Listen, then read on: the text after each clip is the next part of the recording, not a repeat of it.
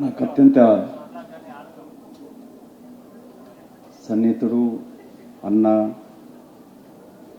తెలంగాణ ఉద్యమంలో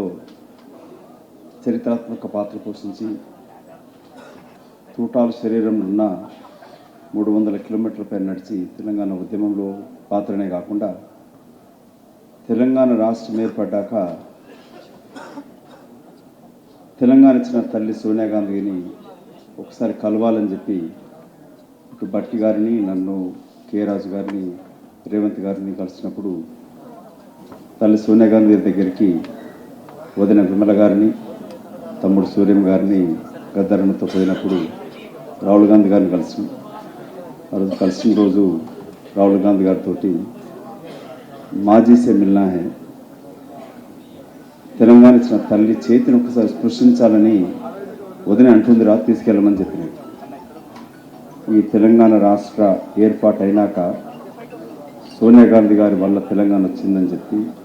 తన జీవితకాలం విప్లవాత్మక ఉద్యమాల్లో ఉంటూ తెలంగాణ వచ్చిన తర్వాత ప్రత్యక్ష రాజకీయాలకి రాజ్యాంగాన్ని నమ్ముతూ కాంగ్రెస్ పార్టీతో వచ్చి అటు రాహుల్ గాంధీ గారికి సన్నిహితంగా ఉంటూ ఇవాళ తెలంగాణలో కాంగ్రెస్ పార్టీ ప్రభుత్వం రావడానికి రేవంత్ రెడ్డి గారు పిసిసి అధ్యక్షుడు అయిన వెంటనే వారిని కలిసి ఇతనే భట్టి గారు మీరు కలిసి ఈ దుర్మార్గ పరిపాలన అంతమొంచగలుగుతారని నేను గట్టిగా నమ్మి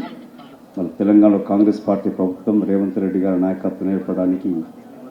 అత్యంత ఆరాధ్యుడు గద్దరన్న యొక్క జయంతిని అధికారికంగా నిర్వహించినందుకు గౌరవ ముఖ్యమంత్రి రేవంత్ రెడ్డి గారికి, ఉప ముఖ్యమంత్రి భట్టి విక్రమార్క గారికి, జూపల్లి గారికి, పొన్నం ప్రభాకర్ గారికి, తెలంగాణ ఉద్యమకారుల తరఫున కాంగ్రెస్ పార్టీ కార్యకర్తలు కూడా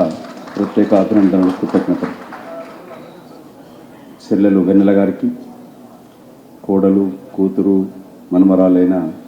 మిగతా కుటుంబ సభ్యులకి, వేదిక మీద ఉన్న కంచయ్య గారికి, జయరాజ్ గారికి, మిగతా పెద్దలందరికీ కూడా ఇవాళ గద్దర్ గారు మనం స్మరించుకుంటూ గద్దరన్న యొక్క స్ఫూర్తిని సామాజిక తెలంగాణ నిర్మాణం కొరకై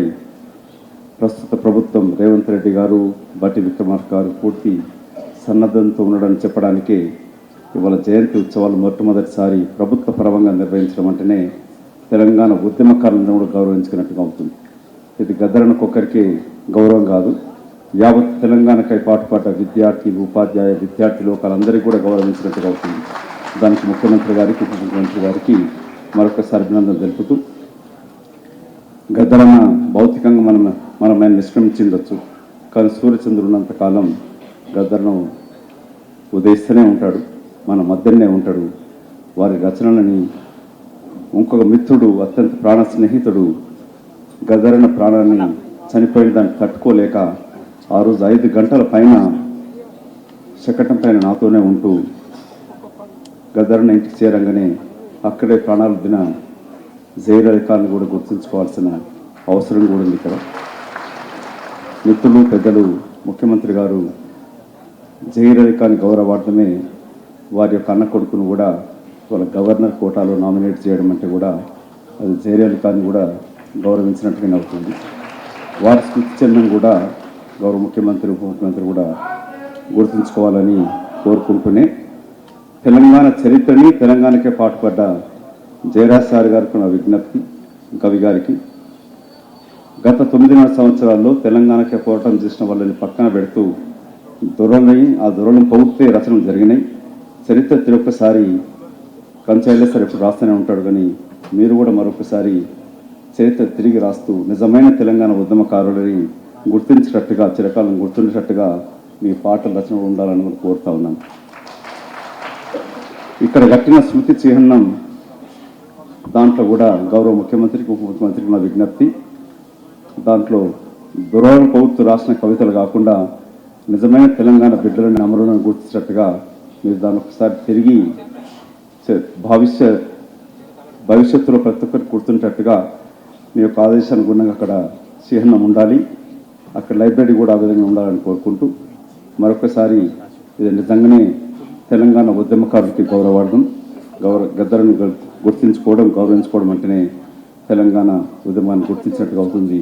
గౌరవ ముఖ్యమంత్రికి, ఉప ముఖ్యమంత్రికి, మిగతా మంత్రివర్యులకు కూడా ప్రత్యేక అభినందనలు. మీరు చొరవ తీసుకొని మొట్టమొదటిసారి వాళ్ళ గతంలో ముఖ్యమంత్రి వచ్చేవాళ్ళు ప్రజల వద్దకు పాలన అంటూ కంచెల గారు చెప్పినట్టుగా ముఖ్యమంత్రి ఉప ముఖ్యమంత్రి రావడం అనేది ఎప్పుడు జరగకపోతుండే. ఇదే రవీంద్ర భారతి తీసుకొచ్చి చిహ్నంగా గదరన్న పేరు ఇంకా చిరకాలం ఉండేటట్టుగా ఈ ప్రభుత్వం చర్య తీసుకుని నమ్ముకుంటూ జై హింద్, జోహార్ గద్దరన్న. ధన్యవాదాలు.